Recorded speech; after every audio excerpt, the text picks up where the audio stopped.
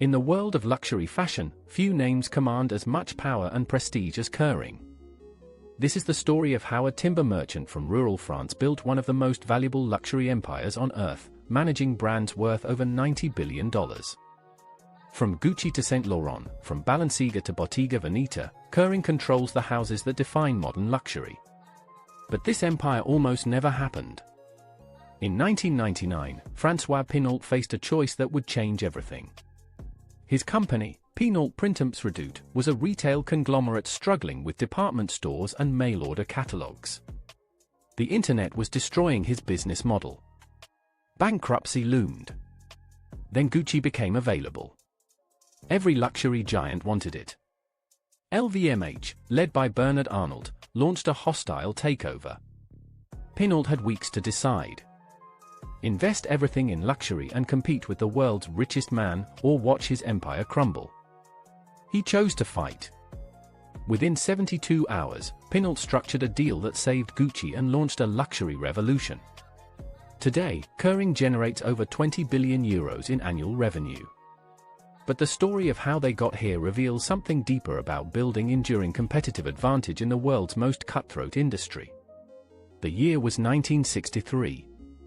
François Pinault was 26 years old, the son of a timber merchant in Brittany, one of France's poorest regions.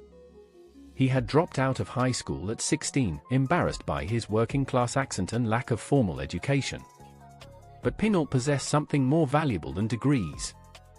He understood wood. He knew how to buy forests, process timber, and sell lumber at thin margins that still generated cash. His father gave him a small timber operation. Within 5 years, Pinault had expanded across Brittany, buying struggling mills and consolidating the fragmented industry.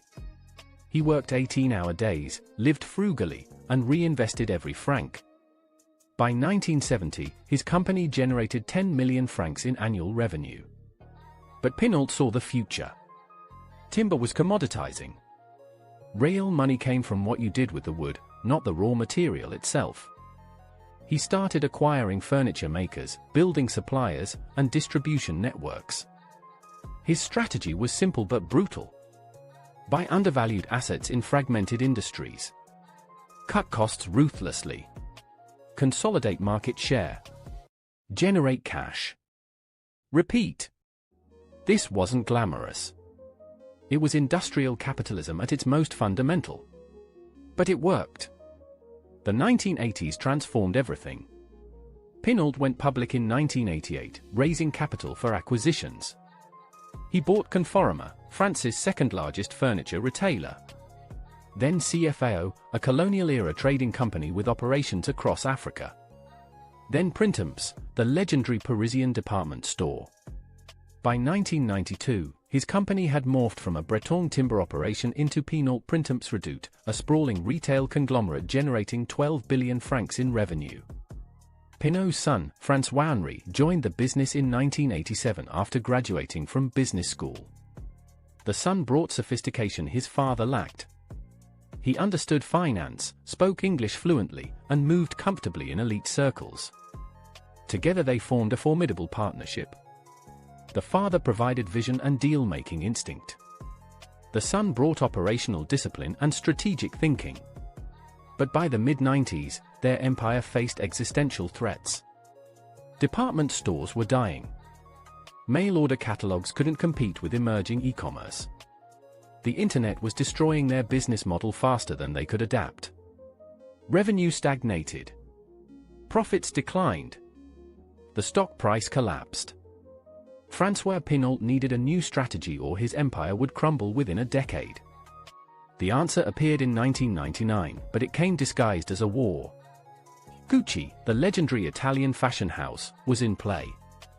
The company had nearly gone bankrupt in the early 90s, destroyed by overexpansion and brand dilution. Gucci logos appeared on everything from luggage to toilet paper. The brand meant nothing. Then Tom Ford and Domenico de Sole arrived. Ford, a Texan designer with impeccable taste, reimagined Gucci as sexy, modern luxury. De Sole, a lawyer-turned-executive, rebuilt the business infrastructure. Together they engineered one of fashion's greatest turnarounds. By 1999, Gucci was profitable, cool, and growing explosively. Bernard Arnault noticed. Arnault controlled LVMH, the world's largest luxury conglomerate, owner of Louis Vuitton, Dior, and dozens of prestigious brands. He wanted Gucci. In January 1999, LVMH secretly acquired 5% of Gucci's shares. Then another 5%. Then another. By March, Arnault controlled 34.4% of Gucci without triggering takeover regulations. It was a brilliant financial ambush. Gucci's leaders panicked. They needed a white knight, someone to block Arnault's hostile takeover. They called François Pinault. Pinault faced an impossible decision. Investing in Gucci meant competing directly with Bernard Arnault, France's richest man, a ruthless dealmaker who crushed opponents. It meant borrowing billions when his company was already struggling. It meant entering luxury fashion, an industry he knew nothing about. His advisors said no. The bank said no. His board said no. But Pinault saw what others missed. Luxury wasn't retail. It was the opposite of everything he'd built. Retail competed on price and convenience. Luxury competed on scarcity and desire. Retail margins were razor-thin. Luxury margins were extraordinary. Retail required constant capital investment. Luxury brands, once established, generated cash forever. And most importantly, luxury was global. A Gucci bag sold in Paris, Tokyo, New York, and Shanghai with the same margins. This was the future. Pinault made his move. In March 1999, he agreed to invest $3 billion in Gucci, acquiring 40% of the company. The deal included options to buy more shares, blocking Arnault's takeover. Tom Ford and Domenico de Sole would remain in control. Pinault would provide capital and strategic support but wouldn't interfere with creative decisions. This was revolutionary. Previous luxury conglomerates like LVMH imposed central control. Pinault promised autonomy. The deal closed in weeks. Arnault sued, claiming the transaction was illegal. The case went to Dutch courts, then appeals. For 2 years, the outcome remained uncertain. But Pinault had won the crucial battle. He controlled Gucci. And had learned something profound about luxury that would define the next 20 years. What Pinault discovered was this. Great luxury brands aren't built by conglomerates. They're built by creative visionaries who need capital, distribution, and operational support but must retain artistic control. The parent company's job isn't to design handbags. It's to provide the platform for genius to flourish. This insight became Kering's foundational philosophy.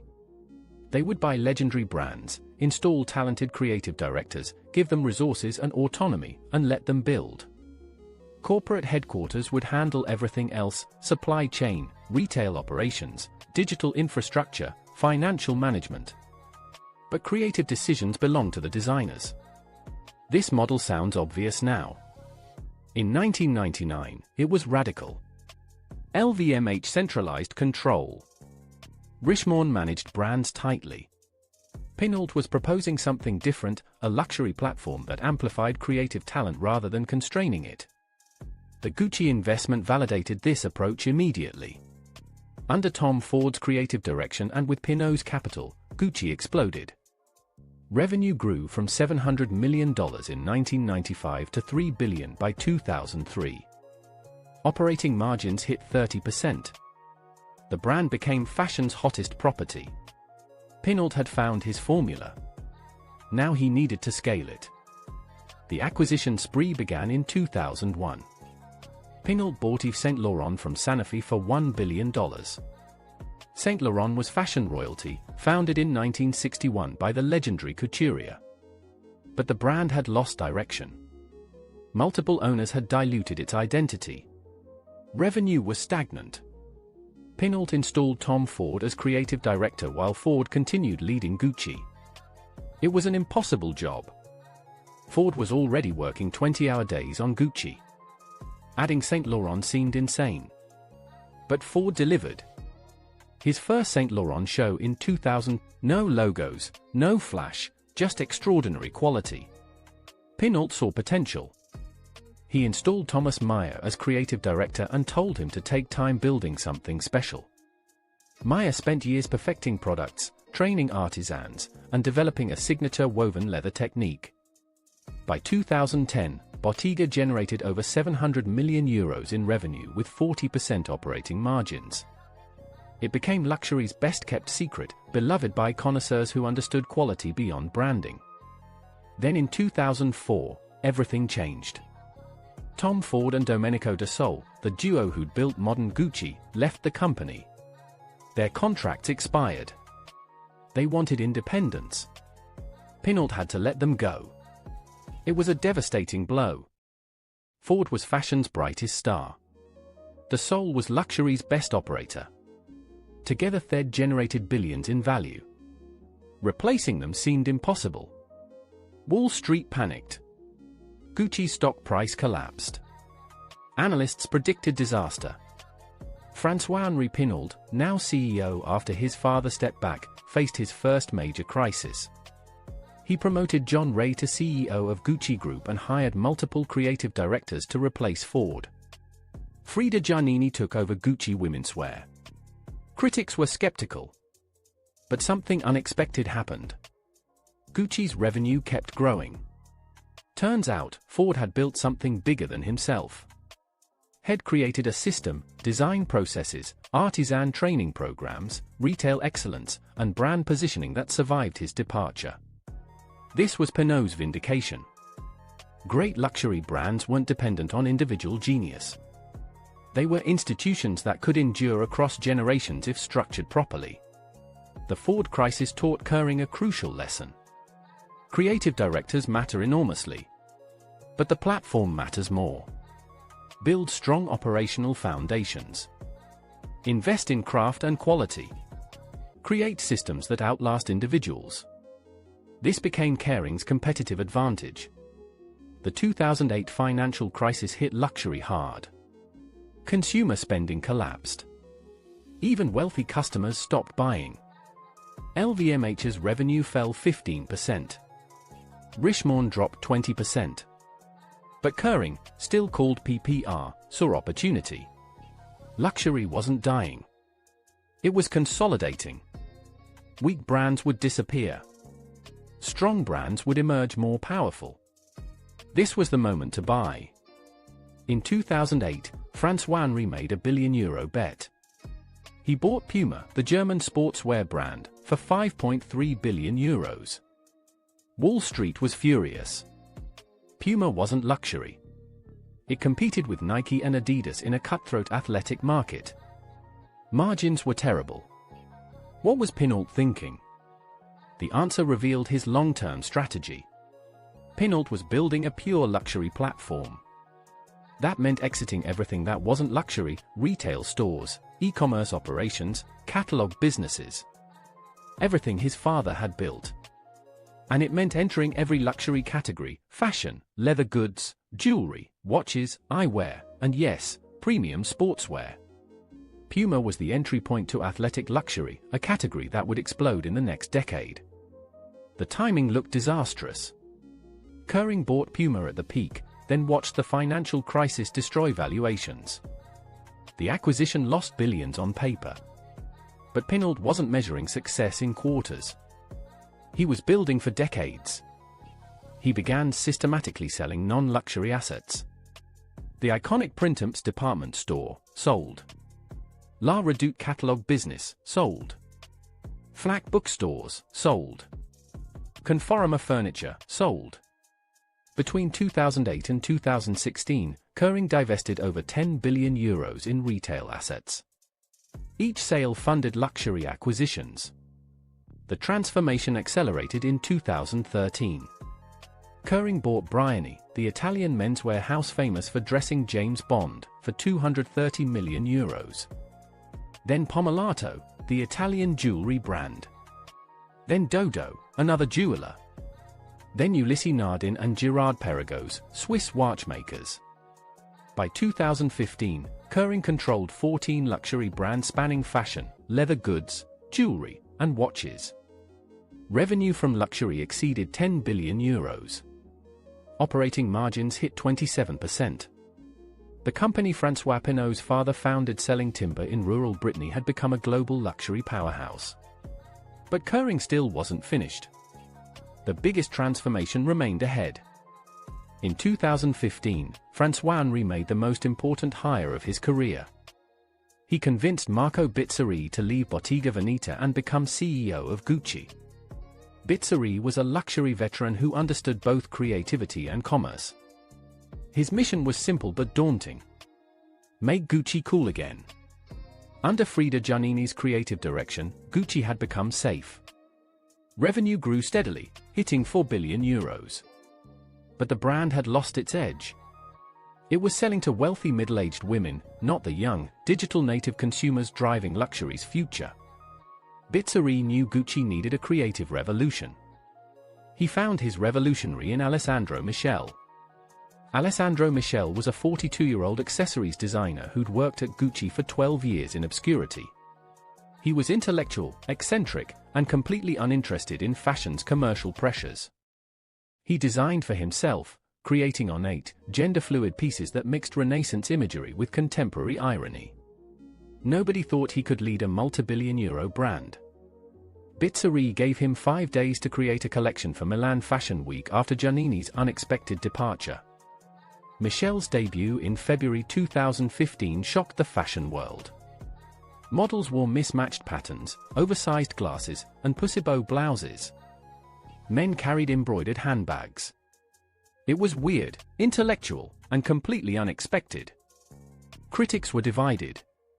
Some called it genius. Others predicted disaster. Bizzarri told Michele to ignore everyone and keep designing. What happened next rewrote luxury's playbook. Michele's Gucci exploded with young consumers, especially in China. His designs were maximalist, Instagram-friendly, and utterly unique. Revenue surged from €4 billion in 2015 to nearly $10 billion by 2019. Operating margins hit 40%. Gucci became the fashion industry's hottest brand and Kering's cash machine, generating over €3 billion in annual operating profit. The Michele revolution proved Kering's model worked. Give creative geniuses resources and autonomy. Protect them from short-term financial pressure.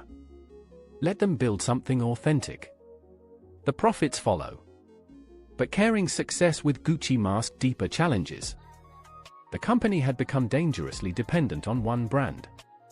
By 2019, Gucci generated 62% of Kering's revenue and over 75% of profits.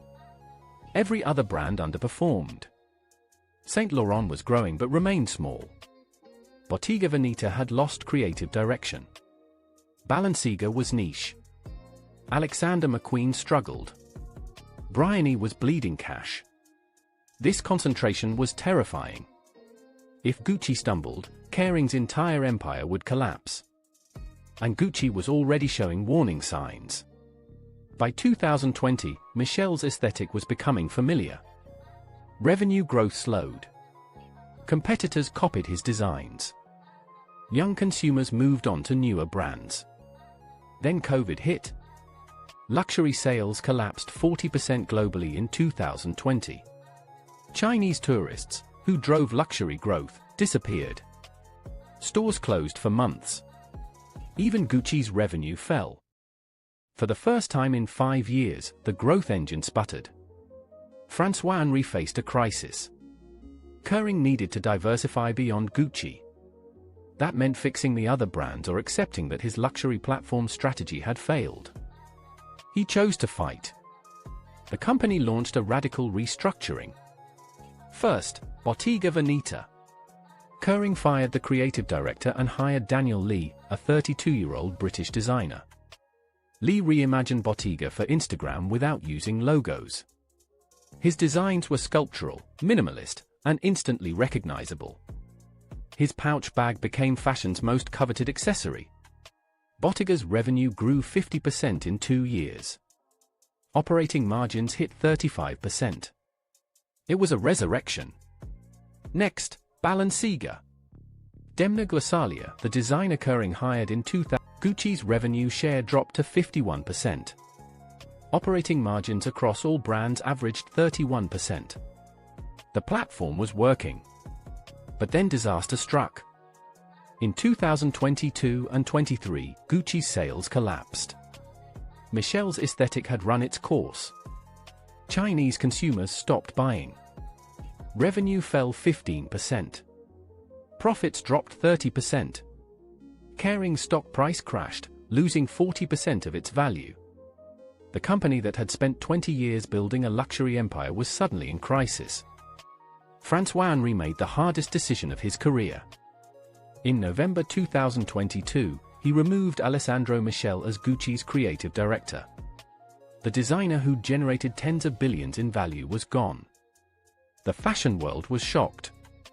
Michele had saved Gucci. Now Kering was firing him. But François-Henri understood something crucial. Luxury brands must evolve. What worked in 2015 didn't work in 2023. Michele's maximalism had given way to quiet luxury. Consumers wanted understated elegance, not logo-heavy excess. Gucci needed reinvention. Kering hired Sabato De Sarno, a relatively unknown designer from Valentino, as Gucci's new creative director. His mission was daunting: redesign Gucci for contemporary luxury without destroying the brand's heritage. His first collection debuted in September 2023. The reviews were mixed. Some praised his restraint. Others found it boring. Sales remained weak through 2024. Investors grew impatient. Kering's market cap fell below €30 billion, down from over €80 billion at its peak. The company that had competed with LVMH was now worth one-fifth as much. Critics questioned everything. Was Kering's model broken? Should they sell Gucci? Could they survive without a hit brand? But François-Henri remained calm. He'd spent 25 years in luxury. He understood cycles. Brands rise and fall. Creative directors come and go. What matters is the system. And Kering's system was strong. They owned irreplaceable luxury brands with centuries of heritage. They'd built the world's best operational platform for luxury. They'd cultivated relationships with the finest creative talents. They'd invested billions in craftsmanship and supply chain. Most importantly, they'd proven they could revive dying brands. They'd done it with Gucci in 1999. With Bottega in 2001. With Balenciaga in 2015. With Bottega again in 2018. They would do it with Gucci again. This was the long game. Building luxury empires required patience, capital, and belief in your model even when markets panicked. So what made Kering different? What secret advantages allowed a timber merchant son to build one of the world's most valuable luxury empires? The answer isn't obvious. It's not design talent, LVMH has great designers too. It's not brand heritage, Richemont owns older houses. It's not scale, Kering is smaller than LVMH. The real advantage is subtler. It's philosophical. Kering believes luxury brands are creative institutions, not products. You don't manage them like businesses. You nurture them like gardens. This sounds soft, but it has hard implications. First, creative directors get unprecedented autonomy. At LVMH, designers report to brand CEOs who report to division heads who report to Arnold. At Kering, designers work directly with brand CEOs who have real power. There are fewer layers, less bureaucracy, faster decisions. Michele could put male models in dresses without approval from Paris. Demna could send models down runways barefoot in duct tape. This freedom produces either disasters or genius. Kering accepts both. Second, Kering invests in long-term brand building over short-term profits. When Bottega's revenue fell in 2016, they didn't fire the creative director or slash marketing. They gave Daniel Lee time to develop his vision. It took 2 years. Wall Street hated it. But the patience paid off. Third, Kering obsesses over craft. They own ateliers, tanneries, and workshops across Italy. They train artisans for years. They invest in traditional techniques that machines can't replicate. This gives their brands authenticity that pure marketers can never achieve. Fourth, they're willing to be small. Not every brand needs to be Gucci. Alexander McQueen will never generate €1 billion in revenue. That's fine. It serves a different purpose, creative credibility. Brioni might never be profitable. But it gives Kering expertise in menswear. This portfolio approach allows Kering to take risks. LVMH needs every brand to scale. Kering can afford niche. Fifth, they think generationally. François Pinault is 88 years old and still involved. François-Henri has been CEO for almost 20 years. There's no pressure for quarterly earnings. They measure success in decades. When they bought Gucci in 1999, the payoff timeline was 20 years minimum. They're patient. Sixth, Thieve built the industry's best operational platform. Kering supply chain integrates leather sourcing, manufacturing, distribution, and retail into one seamless system. Their digital infrastructure allows customers to buy online and pick up in store. Their data analytics track trends before competitors notice. Their HR systems identify creative talent years before they become famous. This platform is invisible to consumers but crucial to profitability. Luxury might be about emotion and artistry, but it's delivered through world-class operations. Seventh, Kering understands China better than Western competitors. They were early to invest in Chinese retail. They hire Mandarin-speaking staff. They customize products for Chinese tastes without being obvious about it. By 2020, 40% of Kering's revenue came from Asia-Pacific, mostly China. When Chinese consumers buy luxury, they buy Kering brands. These advantages compound over time. Better designers attract better talent. Higher margins fund more innovation. Stronger brands command premium retail locations. Better data enables faster trend response. This is the luxury flywheel. Excellence attracts resources which enable more excellence. It's durable but not permanent. LVMH has similar advantages. So does Hermes. Competition in luxury is eternal. But Kering has proven they can compete. Today, Kering stands at a crossroads. The company generates over €20 billion in annual revenue. It employs over 50,000 people. It operates in 120 countries. Its brands are worn by celebrities, coveted by consumers, and studied by business schools. But the challenges are immense. Gucci, the engine that built this empire, is struggling. Revenue has fallen for 8 consecutive quarters. The brand that generated €3 billion in operating profit now makes barely $1 billion. Desano's creative vision hasn't connected with consumers. The turnaround will take years. Meanwhile, competition intensifies. LVMH's market cap exceeds €400 billion, 10 times Kering's size. Hermes has become luxury's most profitable brand with 60% operating margins. New entrants like Brunello Cucinelli and Moncler are taking market share. The luxury market is fragmenting. Young consumers want different things than their parents. They value sustainability, inclusivity, and authenticity. They buy less but demand more. They're digital natives who discover brands on TikTok, not Vogue. They rent luxury instead of owning it. They're Chinese, Indian, and Middle Eastern, not American and European. Adapting to this new luxury consumer while protecting heritage brands is Kering's existential challenge. The company is trying. Thieve invested billions in sustainability, making Kering carbon neutral by 2022. Thieve launched innovation labs developing new materials and production techniques.